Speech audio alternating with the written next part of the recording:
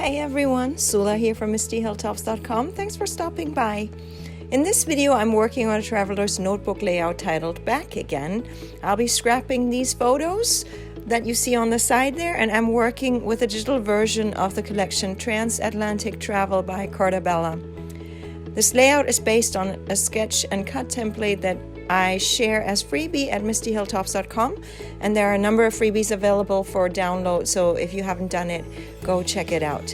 So this is a mixed media page, so I'm starting by just randomly putting some watercolor, and I really go just back and forth across all wild. I want it to not be nice and neat. So that's the effect I'm going for. And then I'm working with texture paste. So here you see me putting some texture paste in my like color mix palette thing there.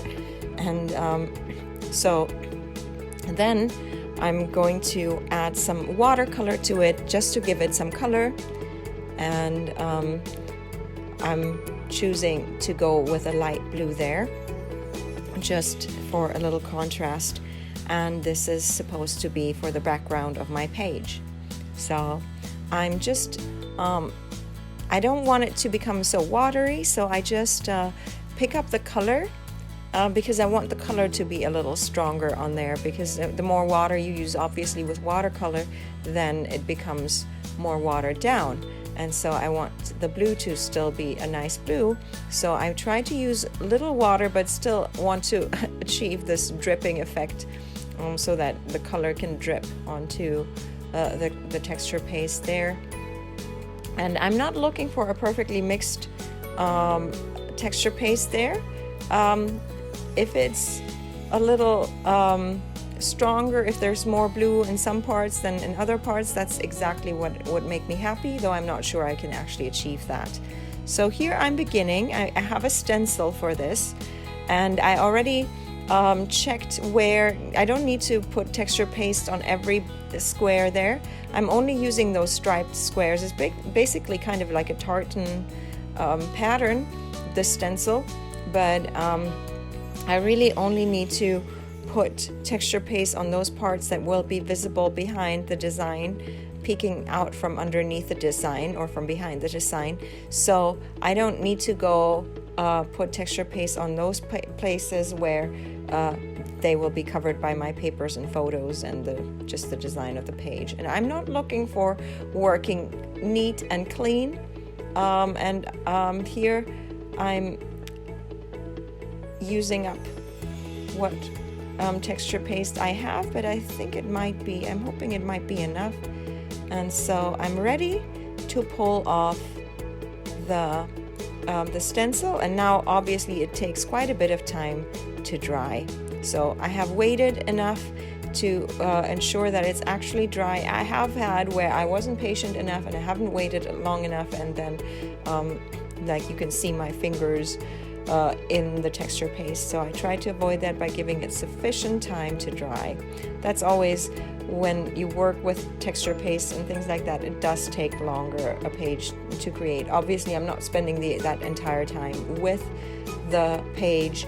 I can do other things in between, but it requires more patience.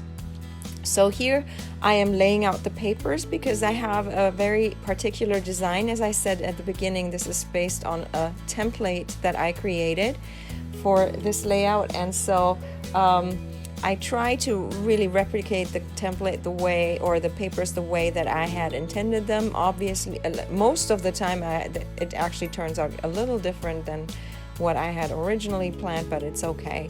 And so here I'm gluing the first layer of paper, so I have to start with the back. And so the difficulty is with the texture paste, because my glue, like the texture paste, just kind of have like when it dries, it kind of has like a dryish feel to it, like chalk. And so my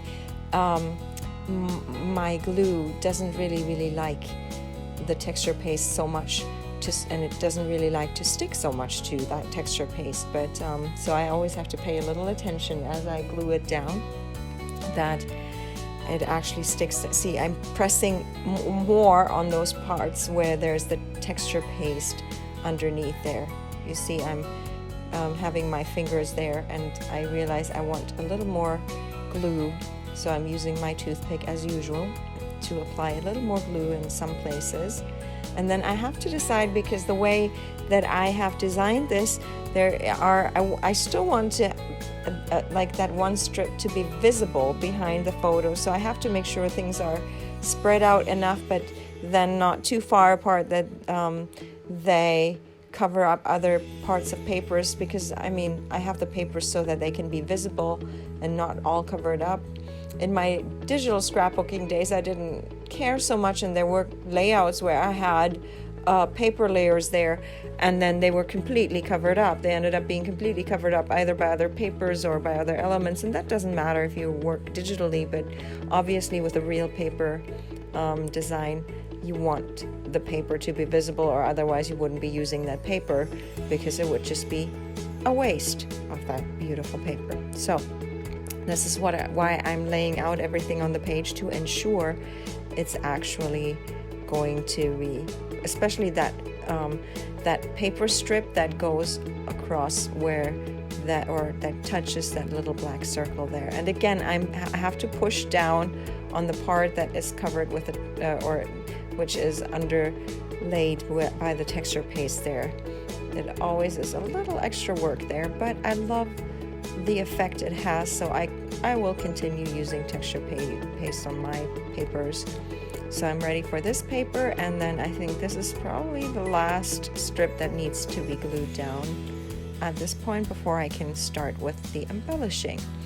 And while this collection does have embellishments, they're mostly just word art pieces, tags and such, and often with airplanes or ships, which this was not a ship voyage, and this was not yes, we had to fly there, but it wasn't actually us in the air or pictures of us on the plane or something. So I have to try and make use of other things. So I created a lot of my own embellishments, and here you see I have to add more glue underneath this strip because it just wasn't sticking down to the texture paste there. Once it sticks, it really does stick. Usually it doesn't easily come off, but there is sometimes I have to do this little extra work there to get it to stick. So I just created a whole bunch of embellishments. I just spent like a half afternoon or something, a couple of hours, just stamping using my travel stamp sets, and then using my dies to just cut them out in nice label kind, or some of them are fussy cut.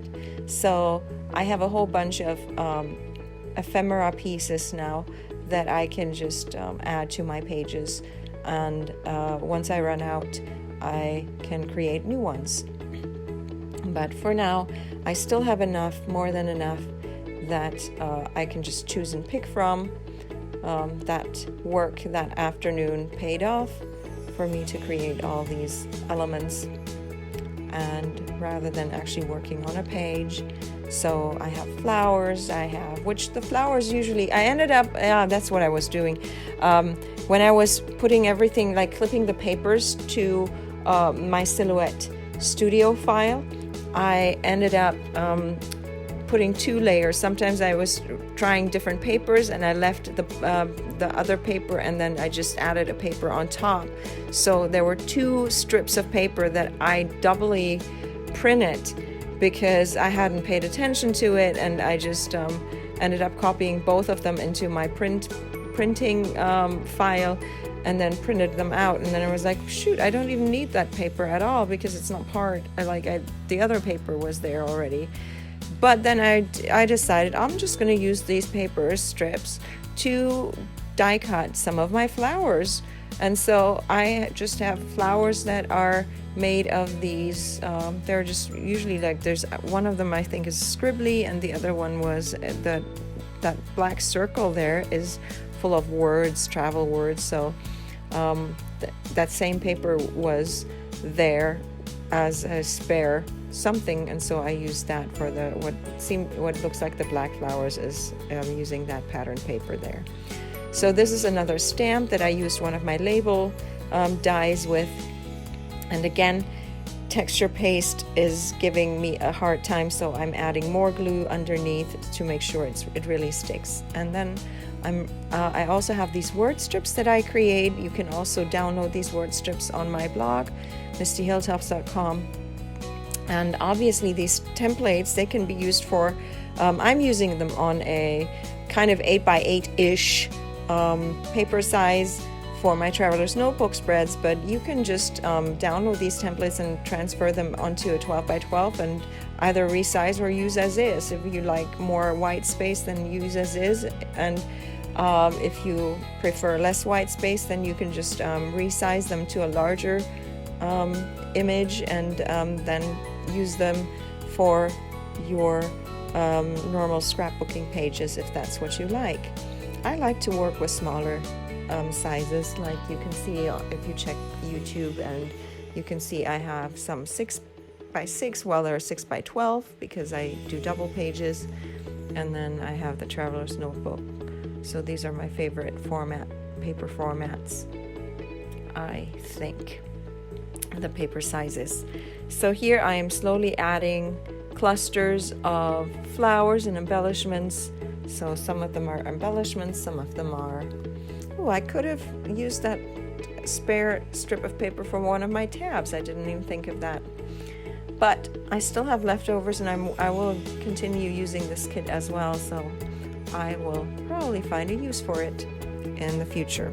This is a stamped alpha that is just a circular alpha, and then I used one of my tiny circle dies to just cut it out. Well, I first cut out the circles and then I stamped the words on there, or the letters on there, and I like to use that as a combination between that and the other die cut alpha there that you can see, which I'm using for the title. So it's a mixture of both, and I have to make sure that my title doesn't go across exactly where there is the cut in the middle, because obviously at the end I will have to cut apart the 2 pages, and so I try to make sure that that cut line will not interfere with where my alphas and my titles are. So I still have tons of material, so probably not everything will make it onto the page. And I finally started to do some journaling. I have done journaling directly on the page background, but I do like working with paper strips as well. So here you see me, I am cutting apart my journaling. I do that I don't cut apart until right before I start actually gluing down, so that I don't have to figure out the order of these word strips. So I try to keep it fresh. That saves me time to have the word strips together, so that I know which comes on top and then which comes next, and so on. So here I'm still trimming them to size, and then I'm ready to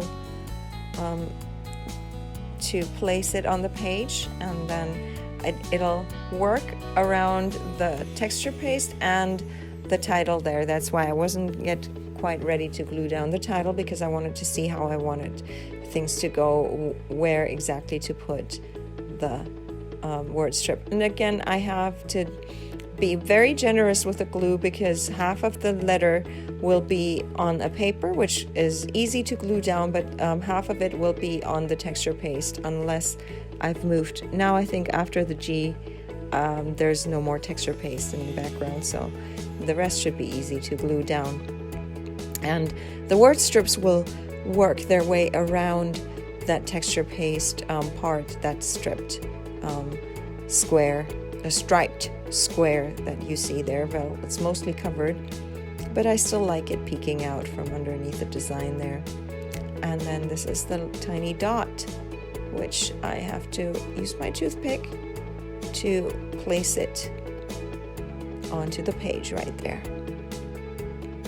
And then there's always a little bit of something that from the glue, some residue there dried pieces. And then I'm starting actually with the bottom because that goes right between where the texture paste ends and that dot for the eye. So I wasn't planning it that way, but it just worked out this way perfectly. So I'm pretty happy with that.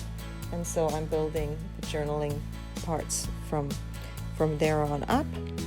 And then this one wraps around that texture paste thing. So then there's a few more embellishments that I think I will try to put on the page. Like you see, there's a lot more. Not everything will go on the page because I don't like when it's so full that you pay more attention to the embellishments than the actual photos. I still want to keep the photos to be the focal point, but I still have a couple of things, and I'm seeing if I can add some more here or some more there, if I like it or not. Decide, okay, that flower can still go there, push it down, and I decide that that's that. Now it's time to cut apart the two pages, and I always flip the pages around so that I can use the back side there as the line to cut it. I usually get a pretty straight line with that, and this is my page. I'm going to leave you with some more close-ups. I hope you enjoyed this video. Give it a thumbs up if you did. Consider subscribing, and I hope you have a great day. Thanks for watching. Bye.